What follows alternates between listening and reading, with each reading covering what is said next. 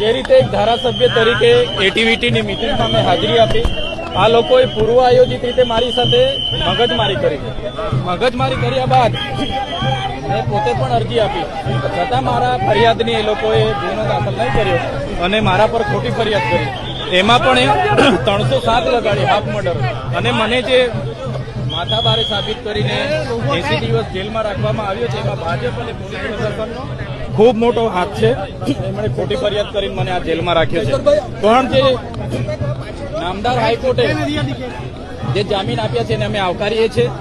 અને આ અવાજ એ દબાવવાની વાત હતી, પણ આ અવાજ દબાવવાનો નથી. આ અમારા લોકોએ, ગુજરાતની જનતાએ આપેલો અવાજ છે, સંવિધાને આપેલો અવાજ છે. આ અવાજ ક્યારે દબાવવાનો નથી. જ્યાં પણ અન્યાય થશે આ અવાજ પૂરી તાકાતથી અમે આગળ વધારતા રહીશું.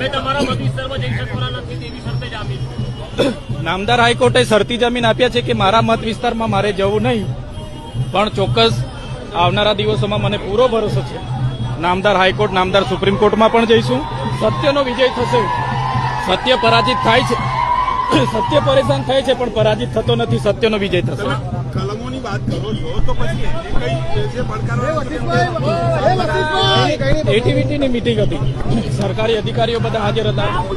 વેપારીઓને સભ્ય તરીકે લીધા, એના લીધે બોલાચાલી થઈ, એના લીધે ઝપાઝપી થઈ. અને ત્યાં કોઈ 307 લાગુ પડે એવો કોઈ ગુનો થયો નથી. સીસીટીવી ફૂટેજ એ લોકો પર હતા, એમણે જાહેર કરવા જોઈએ, તે એમણે કર્યા નથી. મહિલાને મેં અપશબ્દો બોલ્યા છે એવી વાત હતી, એવો ક્યાંય બન્યું નથી. મહિલાને અપશબ્દો મેં એક પણ શબ્દ એવો બોલ્યો નથી. પણ હું જે રીતે ત્યાંથી છૂટામ છું, લોકો મારી સાથે છે, એ જોઈને ભારતીય જનતા પાર્ટીના કેટલાક નેતાઓ અને પોલીસના કેટલાક આઈપીએસ અધિકારીઓ મને ફસાવી દીધો. ચૈતરભાઈ, તમારો ધારાસભ્ય તરીકેનો જે સમય હતો એમાં સૌથી વધારે સમય તમારો જેલવાસમાં મહિનો છે, તો આપે માનો છો કે મતદારોને પણ નુકસાન જઈ રહ્યું છે? એક વિપક્ષના ધારાસભ્ય તરીકે એફઆઈઆર થયા પહેલા પણ મારી 2 વાગ્યાની એરેસ્ટ કરી લીધેલી. મેં પણ અરજી આપી હતી, સૌથી પહેલા ફરિયાદ મેં આપી હતી, પણ આજ દિન સુધી એની એફઆઈઆર નથી થઈ. એટલે વિપક્ષના ધારાસભ્યને આ દબાવવાની સોજી સાચી કોશિશ છે, પણ અમે દબાવીશું નહીં.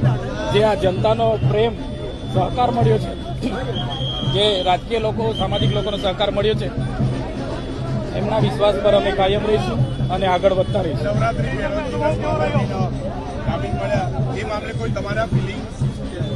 જામીન થયા છે એટલે આટલા ટાઈમ પછી હું બહાર આવ્યો છું, એટલે મને ખૂબ આનંદ છે.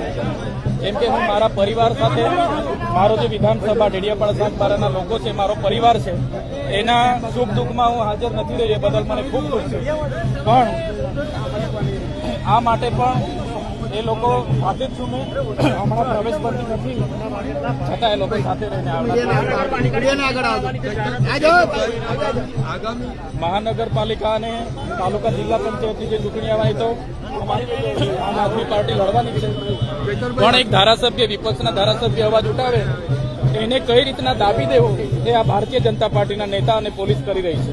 ચૈતરભાઈ, મનરેગા કૌભાંડ હોય કે પછી આદિવાસીઓને કનડતા કોઈ પણ પ્રશ્નો હોય, એને આક્રમકતાથી ઉઠાવવા બદલ હવે જે તમારી ઉપર જે કાર્યવાહી થઈ રહી છે, તો આપણે માનો છો કે તમારી શરતનો ભંગ થવાની રાહ સરકાર જોઈ રહી છે? તમે જોયું હશે, પોસ્ટ મેટ્રિક શિષ્યવૃત્તિ હોય, મનરેગા યોજના હોય, આવાસની યોજના હોય, રોડ રસ્તાની બાબત હોય, કે કરાર આધારિત ફિક્સ પગારદારોની વાત હોય, કે આઉટસોર્સિંગ કર્મચારીની વાત હોય, ચૈતર વસાવા સડકથી લઈને સદન સુધી લડે છે. એટલે ભારતીય જનતા પાર્ટીને પસંદ નથી, એના લીધે જ મને ખોટા કેસમાં ફસાવી દેવામાં આવ્યો છે.